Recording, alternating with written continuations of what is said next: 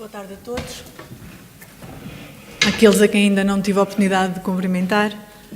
Vamos continuar, melhor dizendo, esta tarde, dando voz a quem conhece melhor a região de Arouca, aos testemunhos dos agentes locais e que conhecem tão bem a nossa região e a floresta que dela faz parte. Vou chamar para junto de mim Celso Portugal, Jorge Amorim, Ana Hortense Vieira, estes dois do movimento Matéria Prima, Pedro Quaresma, Ricardo Sousa, Bernardo Markowski e Teresa Markowski.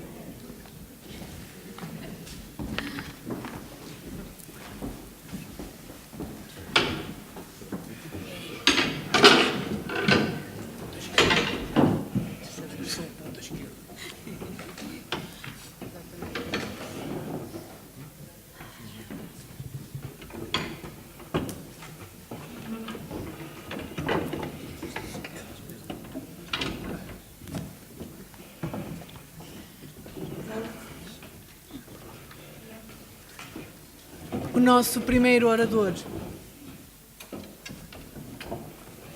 Acho que cabemos todos. Cabemos todos. O nosso primeiro orador é Celso Portugal. É presidente dos Bombeiros Voluntários de Arouca, foi vereador da Câmara Municipal de Arouca durante 12 anos e está ligado à indústria de serração e à produção florestal há mais de 50 anos. É também um cronista incansável na defesa dos assuntos da floresta e por tudo isto, mas sobretudo por ser um homem que gosta de árvores, que as admira e respeita, Celso Portugal aceitou o convite para estar aqui. O tema da sua intervenção não poderia ser o melhor mote para estas jornadas que decorrem nos dias de hoje e amanhã, a riqueza da floresta.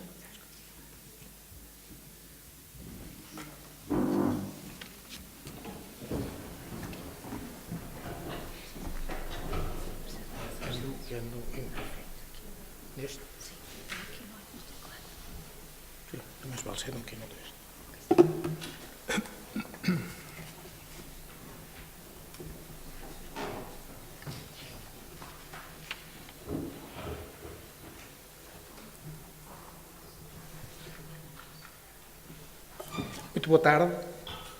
Saudamos todos os presentes, em especial a Câmara Municipal de Arouca e o Círculo Cultura e Democracia, pela realização destas jornadas, agradecendo o convite e a oportunidade de participarmos num painel recheado de ilustres conferencistas.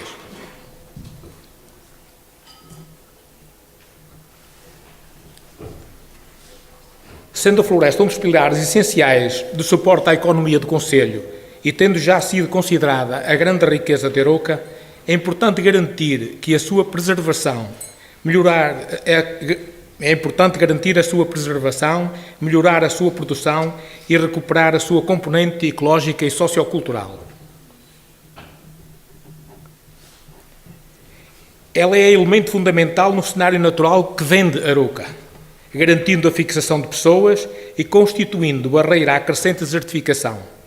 Na base destes pressupostos, é urgente uma política de compromisso em que todos se sintam parceiros na sua defesa e na promoção da sua qualidade e sustentabilidade.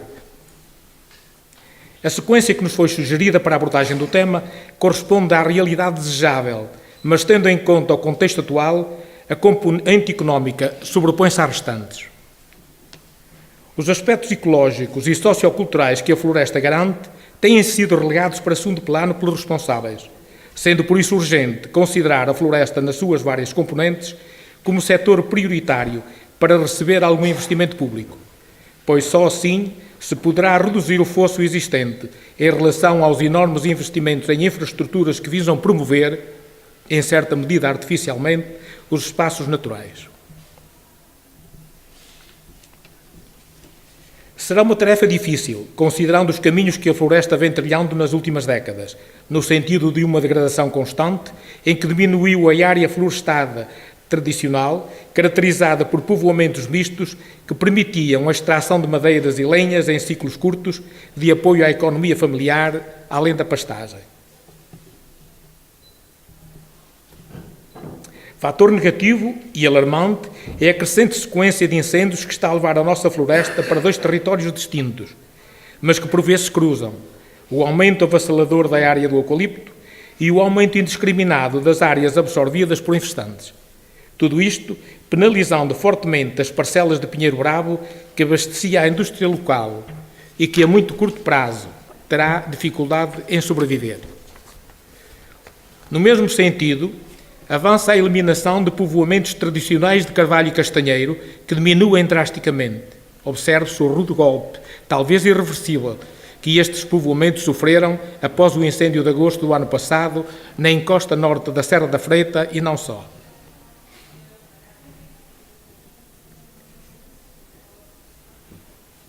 A sustentabilidade global, entrando agora já no primeiro tema que me foi dado para desenvolver, a sustentabilidade global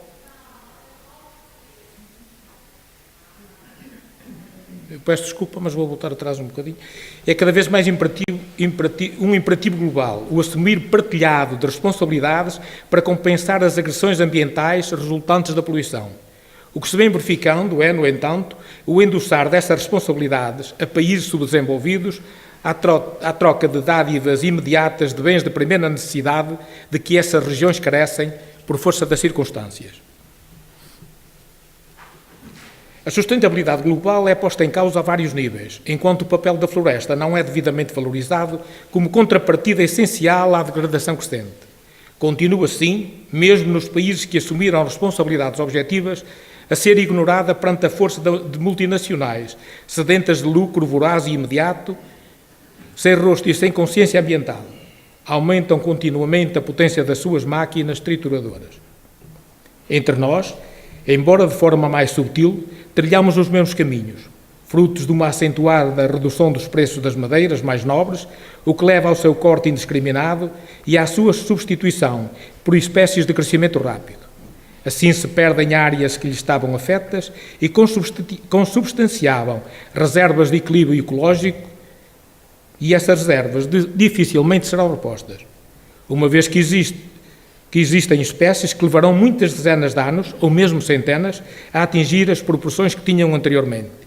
É muito urgente implementar medidas de apoio à floresta duradoura. Os poderes públicos não podem continuar a adiar medidas de promoção às boas práticas florestais, que promovam a valorização da paisagem ornamental e a sustentabilidade, com espécies tradicionais que favoreçam o desenvolvimento da fauna e da flora. Para tal, não são necessários grandes projetos, nem verbas avultadas, mas muita vontade e apoio aos ditames da própria natureza. Existem parcelas de terrenos das autarquias que podem constituir pontos de partida para experiências piloto, que se podem promover também nas bermas das estradas e caminhos, nas margens de rios e ribeiros e nas orlas dos aglomerados habitacionais. Muito desse trabalho, essencial com vista ao futuro, pode e deve ser feito em parceria com os produtores florestais. Só assim se reporá a riqueza visual, se promoverá a ecologia e se reforçará a estabilidade ambiental. A paisagem diversificada e atraente valoriza o território.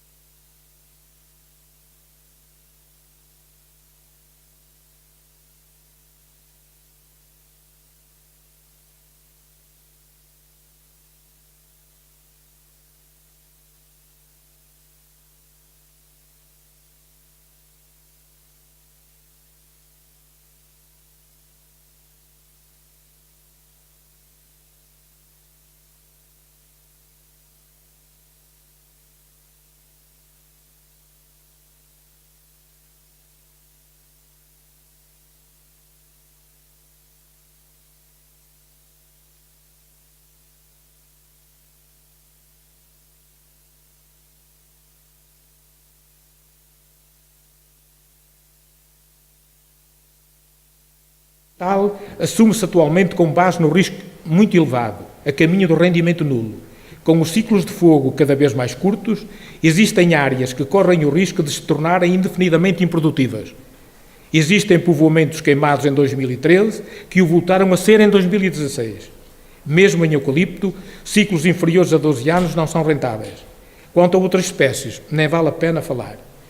As críticas endossadas ao produtor florestal de ser descuidado, de deixar tudo ao abandono, são injustas, se forem tidos em conta os condicionalismos que tem de enfrentar. São, sim, em grande percentagem, pacientes e vivendo na esperança de que algo vai mudar. Continuam à espera que a legislação para o setor possa ser justa e objetiva, continuam à espera que os incendiários sejam presos e tratados pela Justiça como criminosos, continuam à espera que surjam medidas de apoio para algumas espécies mais vulneráveis e que sejam praticados preços justos à produção. No quadro de aspectos socioculturais, diríamos o seguinte: como já tivemos a oportunidade de referir na introdução dos temas, os aspectos socioculturais assumem cada vez mais importância, embora os responsáveis não os queiram entender. Gastam-se milhões no construído, adulterando por vezes a essência do natural, introduzindo fatores que procuram encher o olho dos mais distraídos e não se investe um pouco que seja na promoção do espaço natural, por exemplo, promovendo a renovação de espaços ardidos, carregados de simbolismo no passado, nomeadamente em alguns vales e encostas e no Planalto da Freita. Sem apoio público não se consegue inverter a situação atual. É difícil chegar junto de um produtor e dizer-lhe que abdique do seu rendimento periódico, resultante dos cortes de eucalipto, e opte pela plantação de espécies tradicionais porque são essenciais à natureza. Estes povoamentos dão alguma despesa para se manterem minimamente cuidados e o rendimento é nulo durante gerações. Não existe sequer uma política de apoio ao seu papel na valorização da paisagem e na armazenagem dos poluentes.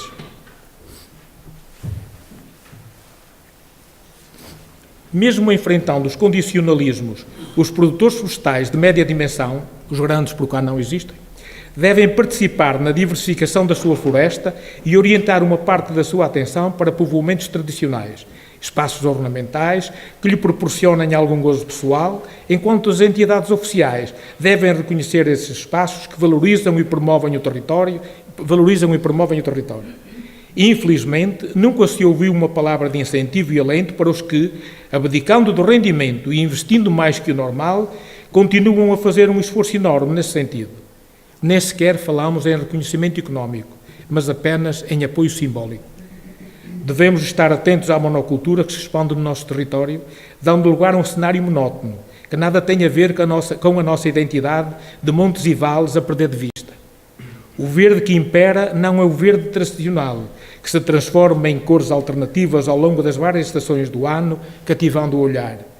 Apesar de lento, o desenvolvimento de espécies tradicionais é aliciante para os que se habituaram a conviver com a natureza e as suas constantes metamorfoses. Em conclusão, os três aspectos que tratamos resumidamente na nossa intervenção não devem ser dissociados dos outros, sob pena de agravarmos ainda mais as assimetrias de uma floresta abandonada à sua sorte, do tipo cada cabeça, cada sentença.